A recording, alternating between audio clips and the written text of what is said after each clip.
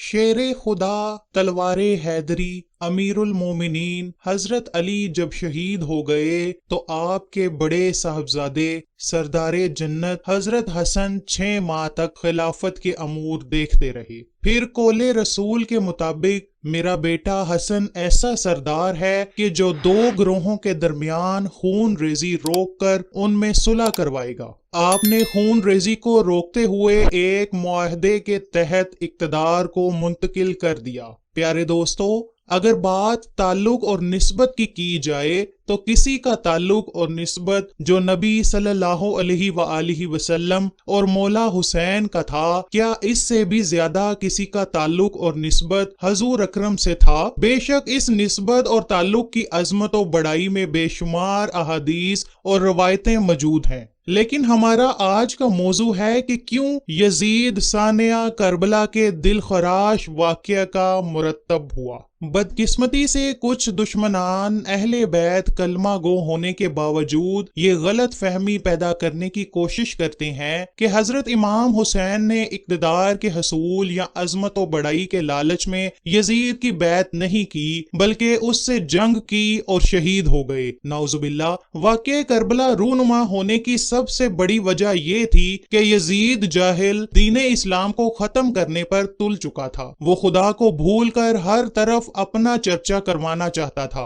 यही वजह थी कि वो सहाबा इकराम और हजरत सैयदना हुसैन को भी बैत के लिए मजबूर कर रहा था। उसको इस बात का इल्म था कि अगर उन्होंने मेरे हाथ पर बैत ना की तो मैं तबाह बर्बाद होकर रह जाऊंगा। इसमें कुछ शक नहीं कि इमाम हुसैन ने बैत यजीद से निहायत सख्ती के साथ इनकार किया, क्योंकि इमाम जानते थे और आखिर वक्त तक जानते थे कि अगर वो बैत कर लें तो फिर तमाम मसाइब यक लख्त दूर हो जाएंगे। फिर उनके लख्ते जिगर अजीजो अकारब और अहबाब कत्ल और अहले हरम तशहीरो रसवाई से बच जाएंगे, लेकिन इस्लाम का कोई नाम लेवा ना रहेगा। शाम से तो इस्लाम खत्म हो ही गया था, अरब से भी मफकूद हो जाता और फिर यजीद अपने रस्मो रवाज इस्लाम में राइज करके दीने इस्लाम की शक्ल ही बदल डालता। लेकिन इमाम हुसैन को एक ऐसी चीज की हिफाजत मंजूर थी जो इस अजीमो शान फदिये जान के दिए बगैर महफूज नहीं रह सकती थी, और वो अजीज शय नमाज, रसूल की शरीयत और इस्लाम की हकानियत थी, जिसको इमाम ने सजदे में सर कटाकर हमेशा के लिए जिंदा और जावेद कर दिया। अब बात करते हैं उन लोगों की कि जो वाक़या करबला को एक जंग का नाम देते हैं। दोस्तों, क्या आप बता सकते हैं कि कौन से ऐसे जंगजू हैं जो अपने मासूम बच्चों और औरतों को लेकर मैदान में जाते हैं? असल में इमाम ने अजमत का मुजाहिरा किया और बेसरो समानी के बावजूद फस्को फजूर और बातिल के सामने डट गए। वैसे तो यजीद के करतूतों से तरीके इस्लाम के कई सिफात स्याह हैं, लेकिन इनमें से 3 हद दर्जा काबिले मुजम्मत और इसके लाइन होने पर शाहिद आदिल हैं। यजीद के 3 ऐसे बुरे काम हैं कि जिससे तरीके इस्लाम रहती दुनिया तक ना भूल पाएगी और ना ही यजीद को माफ किया जा सकेगा। यजीद का सबसे बड़ा और घिनौना स्याह कारनामा अहले बैत की शहादत था, जिन्हें जानबूझकर करबला में रहने के लिए मजबूर किया गया और फिर कितने दिन प्यासे रखकर बनी हाशिम के नन्हे नन्हे बच्चों को भी शहीद कर दिया गया। सरों को मुबारक जिस्मों से जुदा करके तलवारों पर चढ़ाया गया। यहाँ कुछ लोग कहते हैं कि इस कारनामे में यजीद का कोई कसूर नहीं, क्योंकि यजीद तो करबला में मौजूद ही ना था।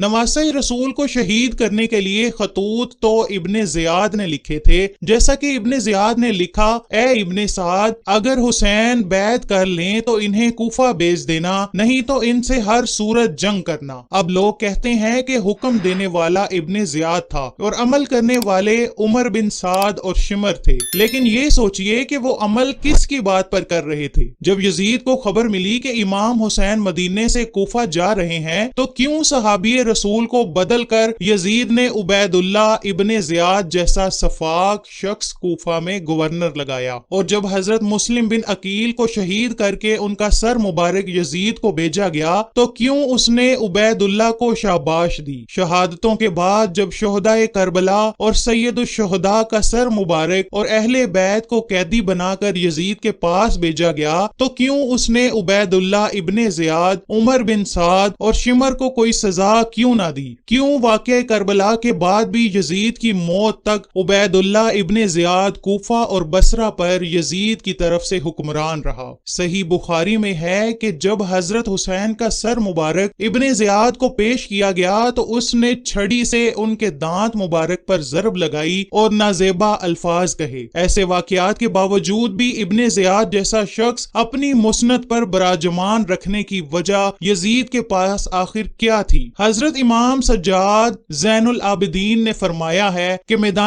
کربلا کے واقعے کے بعد جب زین العابدین یزید کے دربار سے جب مدینہ پہنچے تو صحابی مسوران مخرمہ میرے پاس تشریف لائے۔ انہوں نے مجھے کہا کہ بیٹا، جو نبی اکرم صلی اللہ علیہ وآلہ وسلم کی تلوار جو رسول اکرم نے حضرت علی، پھر امام حسن اور پھر امام حسین کے بعد آپ کے پاس جو تلوار آئی ہے، مجھے یہ ڈر ہے کہ بنو امیہ والے حضرت محمد کی تلوار آپ سے چھین نہ لیں۔ آپ ایسا کریں کہ یہ تلوار ہمیں دے دیں۔ حضرت زین العابدین نے فرمایا کہ جب تک میری جان میں جان ہے میں اس تلوار کی خود حفاظت کروں گا۔ یزید کا دوسرا برا اور سیاہ کارنامہ یہ ہے کہ اس نے مدینے پر حملہ کرنے کے لیے اپنی فوج کو بھیجا۔ یزیدی فوج مدینے پر حملہ آور ہوئی اور مدینے کے مسلمانوں پر بے شمار ظلم و ستم کیے۔ امام احمد بن حنبل جو کہ امام بخاری و مسلم کے استاد ہیں، ان سے مہنا بن یحییٰ جو کہ آپ کے شاگرد تھے، انہوں نے امام احمد بن حنبل سے دریافت کیا کہ مدینہ پر حملہ کے بارے میں آپ کا کیا خیال ہے؟ تو امام احمد بن حنبل نے فرمایا کہ یزید ہی وہ ہے کہ جس نے مدینے والوں کا جینا حرام کیا۔ اس نے مدینے والوں پر ظلم کرنے کے ساتھ مدینے والوں کو خوب لوٹا۔ یزید کے اس کارنامے کو تاریخ عراق میں واقعہ ہرہ کے نام سے جانا جاتا ہے۔ 63 ہجری کو واقعہ کربلا کے بعد جب اہل مدینہ نے بیعت الگ کر لی تو یزید نے مدینے پر حملے کروانے شروع کر دیے۔ یزید فوج نے ہرہ کے مقام پر اپنا پڑاؤ ڈالا ہوا تھا۔ اس واقعے میں جلیل القدر صحابہ کرام کو بھی معافی نہ دی گئی۔ کئی دن تک یزیدی فوج صحابہ کرام کو لوٹتی رہی، مدینے والوں کا قتل عام کرتی رہی۔ مدینے میں اتنا خوف چھا گیا تھا کہ لوگوں نے مدینہ سے ہجرت شروع کر دی اور بہت سے صحابیوں کو بھی شہید کر دیا گیا۔ جب یہ واقعہ پیش ہوا تو حضرت سعید بن المسیب تابعی مسجد نبوی میں موجود تھے۔ جب نماز کا وقت ہوتا تو روضہ رسول سے اذان کی آواز بلند ہوتی۔ حضرت سعید بن المسیب فرماتے ہیں جب پانچوں نمازوں کا وقت ہوتا تو قبر مبارک سے اذان کی آواز بلند ہوتی تھی تو میں نماز کی اقامت سن کر نماز پڑھتا تھا۔ ان دنوں مسجد نبوی میں میرے سوا کوئی نہ ہوتا تھا۔ کتب احادیث اور تاریخ کی کتابوں میں اس کے دلائل موجود ہیں، جبکہ علامہ ابن کثیر نے مدائنی کے حوالے سے البدایہ والنہایہ میں لکھا ہے کہ یزیدی فوجیوں نے بہت سی پاک باز لڑکیوں کی عزت کو لوٹا اور 1000 صحابیات اور تابعیات بنا شادی کے حاملہ ٹھہری۔ روح لرز جاتی ہے یہ روایت پڑھ کر۔ اللہ اکبر۔ اور 3 دن تک مسجد نبوی میں گھوڑے باندھ کر رکھے اور مسجد نبوی میں نماز نہیں ہوئی۔ صحیح مسلم میں یہ 15-20 احادیث ہیں جن کا لب لباب یہ ہے کہ آپ صلی اللہ علیہ وآلہ وسلم نے فرمایا جس نے اہل مدینہ کو ڈرایا یا اہل مدینہ کو دھمکایا یا مدینہ والوں پر ظلم کیا، اس پر اللہ کی لعنت، اللہ کے فرشتوں کی لعنت اور تمام لعنت کرنے والوں کی لعنت۔ اس کے بعد یزید کا تیسرا گھنونا کام مکہ شریف پر حملہ کرنا تھا۔ مدینہ میں قبضہ جمانے کے بعد یزیدی فوج مکہ پہنچی، حرم کعبہ کا محاصرہ کیا، کعبہ شریف پر منجنیق سے پتھر برسائے گئے، کعبہ پر آگ لگی اور غلاف کعبہ بھی جل گیا۔ پیارے دوستو،